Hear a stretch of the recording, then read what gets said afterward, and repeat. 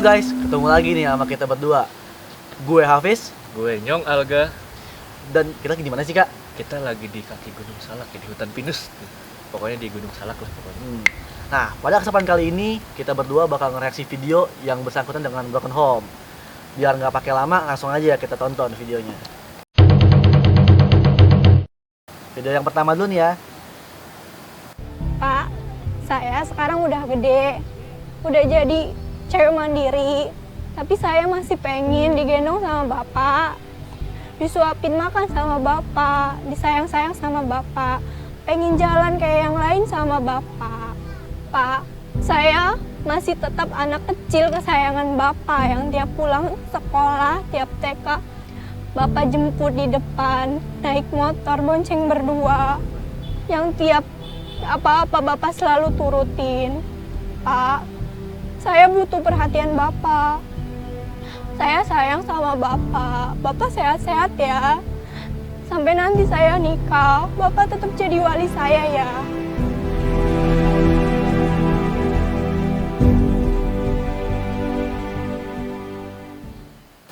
Nah, tadi video pertama nih, Kak. Gimana, Kak? Aduh, pengen nangis lagi kan.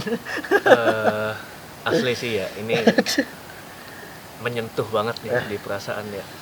Kalaupun nggak nangis, pasti mata kita berkaca-kaca atau hati kita tersentuh banget ya. Meskipun cuman hal seperti itu, emang menurut orang lain itu sepele, tapi bagi kita yang memang berasal dari keluarga broken home itu, waduh itu luar biasa ya bro. Asli. Itu tuh kayaknya emang bener-bener tuh anak ditinggal papanya, kesepian. Kalau menurut Hafiz sendiri gimana bro?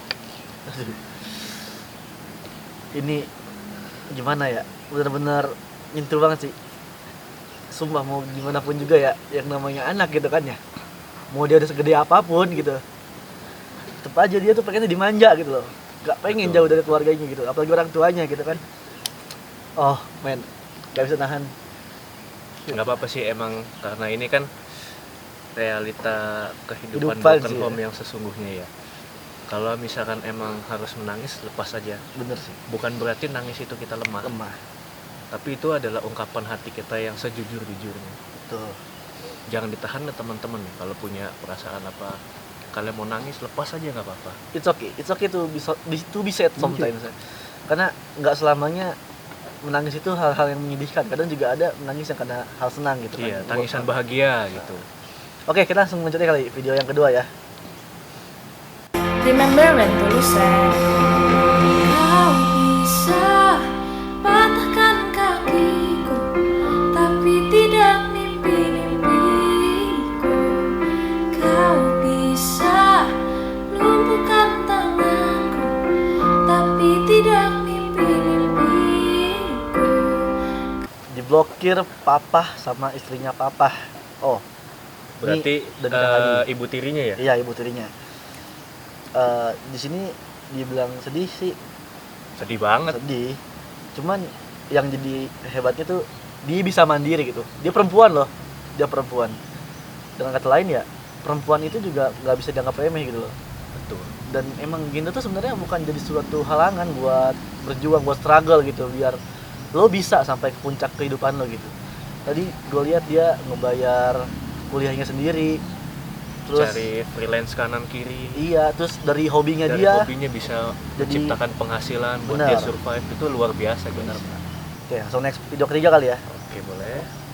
Oke, perempuan lagi nih. Sekarang memorinya tuh nggak bisa lepas. Kalau misalnya aku inget tuh rasanya sakit banget. Tapi aku berusaha menutupi, tapi nggak bisa. Ya. Di sini ada teksnya.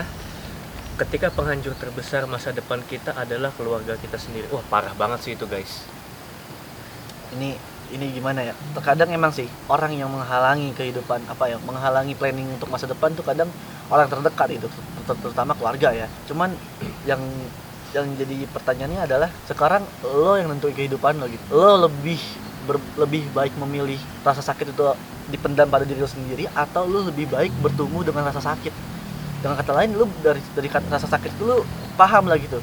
setidaknya lu ntar kedepannya struggle-nya lebih luar biasa gitu kan. Kalau menurut Kak Aga sendiri gimana? Jadi di sini bisa kita lihat juga bahwa kita nih dipaksa dewasa sebelum waktu yang tepat gitu. Banyak juga loh teman-teman yang ngerasain itu. Bukan cuma anak broken home sih sebenarnya ya. Semuanya. Bukan cuma orang tuanya yang cerai gitu. Dan nggak tahu kenapa ya, kadang orang tua bisa setega itu loh ke anaknya. Anak udah berusaha menunjukkan bahwa dia memiliki semangat juang, totalitas, potensi yang ada dalam dirinya, tapi segampang itu aja ibunya, bapaknya ngancurin itu kan sedih men.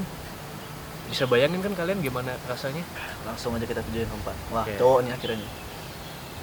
Remember when Tulus said, kau bisa patahkan kakiku, tapi tidak mimpi-mimpiku. Kau bisa lumpuhkan tanganku, tapi tidak mimpi-mimpiku. Kau bisa merebut senyumku, tapi sungguh tak akan lama. Kau bisa merobek hatiku, tapi aku tahu obatnya.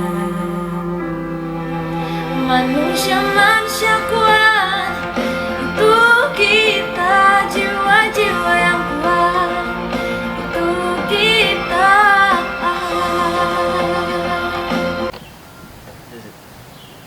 Hell nah, Wah gila, sedih men. merinding sih. Ini si anak ini sebut namanya nggak? Nggak usah. Sama kan aja kita sebut aja Dudung, sama-sama. Dia ditinggal ayahnya meninggal ya. selingkuh, Oh bukan meninggal, selingkuh. sorry. Dia bokapnya Diambil selingkuh. pelakor gitulah istilahnya. Sejak Dan- umur 3 tahun. Dan nggak nafkahin lagi bokapnya. Menghilang begitu aja. Dan yang bikin kerennya ini dia apa ya? Dia waktu kecil aja udah ngomong ke emaknya gitu ya, ke nyokapnya, dia janji gitu bakal jadi tulang punggung keluarga gitu. Langkah pertama dia di tahun 2020 dia apa ya jatuhnya, dia membuang egoisnya gitu, membuang rasa malunya untuk jualan gitu demi membayar apa ya, menjadi tulang punggung keluarga lah ibaratnya gitu. Tapi ada hal yang sangat menyentuh dan sangat menyedihkan ketika dia lolos seleksi SNMPTN ya tadi, diterimanya di UNSUD, Universitas Jenderal Sudirman. Itu nggak main-main loh guys. Ini berarti anak hebat ini, si Dudung ini tadi ya, nama samaran. Karena bisa tembus di universitas negeri setara UNSUD itu luar biasa, itu seleksinya gila-gilaan se-Indonesia loh, bayangin aja guys. Jujur ya, gue juga waktu SBMPTN gitu, gue SNM memang nggak dapat kuotanya, cuman pas lagi SBMPTN gue struggle 2 bulan bener-bener gak tidur maksudnya ya beberapa hari tidur, cuman pas lagi belajar emang gue lagi belajar tuh gue bener-bener gak tidur dari pagi ke pagi gitu. Dan cuman bedanya gue nggak dapet sama sekali gitu dari semua SBMPTN mandiri. Dan ya yang bikin waktu itu yang sempat bikin gue kecewanya adalah orang tua gue malah masih nanyain gue mau kuliah di mana. I mean, give me time to rest gitu. Sebagai anak udah berjuang segitu mati-matiannya Iya, loh. give me time to rest gitu. Kasih gue waktu istirahat dulu bentar, karena toh juga gue habis kecewa banyak banget gitu loh.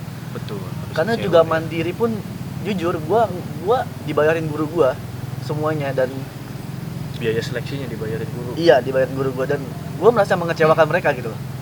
Dan kayak ya gue nggak tahu harus ngomong apa, dan gue bahkan tidak berani mengatakan maaf gitu ke guru gue, karena gue nggak bisa memberikan yang terbaik gitu. Dan orang tua gue malah daftar aja dulu kuliah di swasta. I mean, gue masih kecewa gitu loh. Gue masih kecewa banget gitu. Jangan maksa gue buat ngelakuin apa yang harusnya belum gue mau lakuin gitu loh.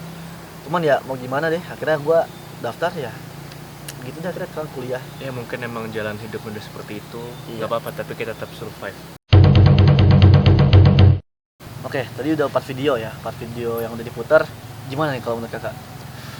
Aduh, kalau menurut Kak Aga nih sangat menyentuh lah. Kita nggak bisa bohongin ya, meskipun kita orang lain, kita lihat ini kita ikut nangis. Kalaupun nggak nangis, mata kita berseri-seri, berkaca-kaca, hati kita pun menangis meskipun nggak keluar air mata. Itu kita nggak bisa bohongin. Kita harus lepaskan kita ikut prihatin lah ya, dalam artian lain ya. Cuman kalau dari part video tadi ya, yang pertama sih buat gua kacau itu, pecah banget, karena jarang gitu loh ada anak yang berani ngungkapin apa yang dia rasain gitu, apa yang dia pengenin. Gua pun, ini buat teman-teman semua nih ya, sebenarnya mau gimana pun keadaan kalian, mau sejatuh apapun gitu, ya it's okay kalau kalian emang butuh waktu buat istirahat dulu, atau pengen apa ya hebatnya Take a rest dulu lah. iya, healing lah. Intinya buat ngebangkitin lagi semangat kalian gitu, nggak apa-apa, karena juga nggak usah harus buru-buru gitu, hidup tuh masih panjang. Emang kita nggak ada yang tahu umur sampai kapan, cuman ya kalau buru-buru pun tidak baik gitu, kadang hasil juga nggak maksimal. Nah sekarang juga pertanyaannya, lo pada mau bangkit apa enggak? Sekarang juga sia-sia kalau lo sedih Terlarut dalam kesedihan. akhirnya lo larut tuh, ya ibaratnya kayak gula nih lagi di air panas, gua aduk akhirnya hilang. Yang gue takutin kalau lu terlalu terpaku sama kesedihan lo lupa tujuan hidup lo apa gitu. Sekarang kalau lu merasa lu nggak punya tujuan hidup, lu nggak punya, kenapa sih gue harus hidup, kenapa gue hidup di dunia ini, kenapa gue dilahirin di dunia ini, kalau lu nggak menemukan itu, ya lu cari, intinya lu cari alasan dasar apapun itu, hal kecil apapun, tidak usah langsung ke hal-hal yang besar. Malah kebanyakan orang melakukan langsung ngambil hal besar, dia malah menyepelekan dan melupakan hal-hal kecil, dan itu fatal. Ketika lu tidak bisa menggapai hal-hal yang besar itu, kayak wah akhirnya lu nggak punya alasan lagi nih. Berarti lu harus bisa punya alasan dasar yang paling kecil sampai ke paling besar, dan akhirnya lu bakal menemukan tujuan itu. Kadang orang lain juga banyak melupakan bahwa hal-hal besar itu yang sudah jadi, yang sudah oke dan keren, itu ada tercipta dari hal yang sangat kecil. Nah, Kecil itu. Nah sekarang bagaimana kita mau mencapai suatu hal yang besar kalau kita melupakan hal-hal kecil. dasar yang sangat dasar, sangat kecil lah itu, hal-hal kecil. dasar itu vital. Jangan sampai karena lu mikirnya Mau sukses tiba-tiba, Oh. mau berhasil, nggak ada yang instan. Mie instan aja kalau mau dimakan, dimasak dulu, dimasak dulu. nggak tiba-tiba jadi bisa dimakan kan? Nah, tidak etis gitu kan. Kecuali kalau lo mau makan kriuk-kriuk tuh, Nah, yang udah jadi itu pun kan juga ada prosesnya. diremes dulu. Nah, Oke, kita lanjut ke video berikutnya ya. Jangan kurang ajar ya. Saya laporin kepala sekolah kamu. Tolong nyalain loudspeakernya. Nyalain!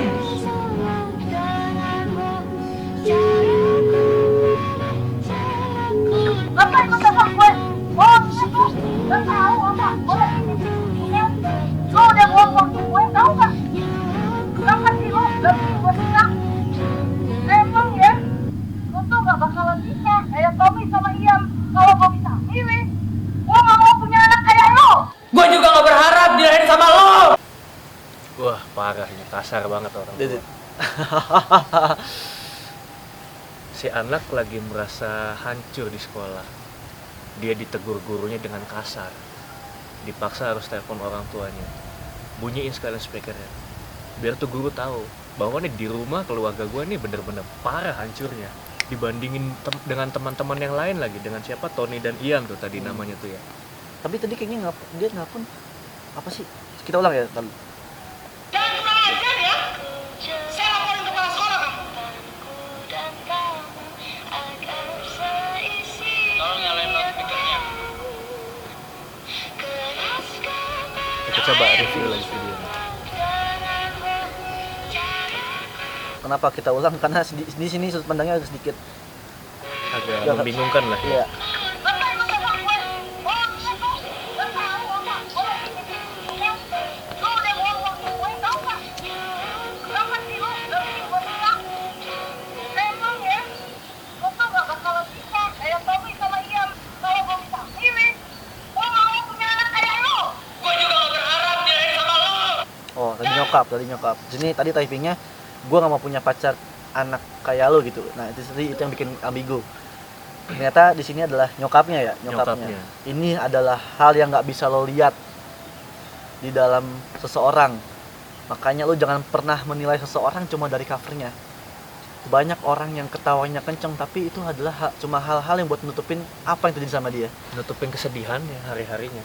Benar. Cuman kalau nggak dari sini sih ini gimana ya? Sebenarnya sih ini Gue juga nggak tahu dia guru atau enggak, cuman dia ngomong jangan kurang ajar ya, saya laporan ke kamu ke kepala sekolah kamu. oh kelihatannya gini, si guru lagi ngajar, mungkin anak itu buka HP kali. Iya, mungkin. Heeh. Mungkin bisa jadi, dan akhirnya kayak Terus gurunya udah kesel. ditegur, anaknya mungkin udah kesel dari rumah, ditegur sama gurunya negur kasar banget, parah. Mungkin. Saya laporin kamu ke kepala sekolah. Terus kan telepon orang tuanya, telepon, nyalain aja speakernya. Nah, maksudnya tuh anak Pengen ngasih dia tahu. pengen ngasih tahu bahwa ini gue di rumah ini udah hancur, gue ditegur lagi dengan kasar kayak gini, makin hancur hidup gue. Sebenarnya ini adalah hal yang gue alamin di sekolah. Jadi gue di sekolah ini salah satu asisten BK ya, bimbingan konseling. Dan yang kalian tahu mungkin BK itu cuma ngurusin anak bandel, padahal mah enggak. Asal lo tahu ya, terutama buat guru-guru nih yang suka menjudge muridnya dengan kalimat lu anak bandel, Bandel, lu nggak bakal malas. sukses, Apalagi lu nggak biasanya bakal tuh. sukses nih yang kayak gini-gini nih. Lu intinya ngata-ngatain murid lu deh. Sekarang lu jadi guru, lo tahu nggak dia di rumah gimana? Betul. Padahal lu kan katanya adalah orang tua kedua di sekolah. Yang menerima konseling dari muridnya. Dan lu juga yang inget ya, sekolah itu ini udah omongan gua. Jangan lu klaim jadi pikiran lu juga ya. Sekolah itu bukan untuk memintarkan, bukan mencerdaskan, tapi membentuk kepribadian seseorang menjadi lebih baik, bukan untuk ajang jadi lomba gitu. Ini bocah pinter, ranking 1 mulu, lu banding-banding sama murid yang lain. Nggak bisa kayak gitu, nggak bisa. Gua ketemu guru kayak gitu, gua mau teriak. Lu merusak karakter orang. Lu menghancurkan kepribadian, gimana ya? Lu bener-bener merusak mental orang. Bayangin sekarang kalau anak lu yang gua gituin, lu Terima tolol, nggak? lu tolol. Lu sebagai, kita ngomong sebagai guru, lu sebagai orang tuanya terima nggak? Pasti enggak. Makanya lu kalau emang lu nggak mau tahu, kalau emang lu nggak mau tahu ya udah, lu ngomongnya baik-baik kalau emang lu nggak mau tahu. Tanya dulu bagaimana keadaan siswa itu di rumah. Enggak. Apakah dia ada masalah sama keluarganya. Jangan asal ngebentak-bentak kayak gini. Pikirin Gua tahu gimana gaji lu perasaan. gede. Oke, tadi udah beberapa video yang udah kita tonton. Simpulannya di Kalga dulu deh. Ya, jadi kita di sini berusaha melihat tragedi-tragedi tersebut secara netral ya. Bagaimana dia sebab apa penyebabnya dia bisa seperti itu, kemudian akibatnya apa yang dihasilkan dari segi anak, dari segi orang tua, bahkan dari orang-orang lainnya di luar keluarga, misalnya gurunya tadi kan, temennya yang dibanding-bandingin. Nah, itu kita semua jadi harus bisa melihat dari berbagai sudut pandang. Jadi kita nggak bisa terpaku cuma sama orang tua, sama guru, atau sama temennya, anak-anak lain yang dibandingin. Itu karena kita nggak tahu apa yang dirasakan si anak tersebut. Bener gak sih? Menurut Hafiz gimana? Kalau menurut gue sih ya, kesimpulan dari tadi gue lihat sih ya, kebanyakan dari video ini ya mereka broken home. Cuman mereka masih punya rasa apa ya, berjuang buat naikin karirnya dia, buat naikin derajat keluarganya dia. Dia punya alasan kuat kenapa dia harus bertahan hidup. Dia punya alasan kuat kenapa gue harus bisa sukses ke depannya. Dia punya alasan kuat kenapa gue nggak boleh merusak kepribadian kehidupannya dia gitu. Dia punya orang-orang di belakang dia yang selalu support. Satu lagi, kalau emang kalian punya masalah, kalian pengen ngerasain apa ya, pengen mengekspresikan emosi, keluarin aja. Kalau kalian butuh teman cerita, cari orang yang kalian paling percaya. Jangan pernah mendam masalah itu sendirian. Jangan pernah mendam emosi itu sendirian. Itu harus diekspresikan semuanya supaya nggak jadi bom waktu nantinya. Betul. Mungkin itu aja kali ya pada Iya, episode untuk ngobrol episode kali ini ya. See you next time on the second episode Ngobrol. Ngobrol. Ngobrolin Broken Home.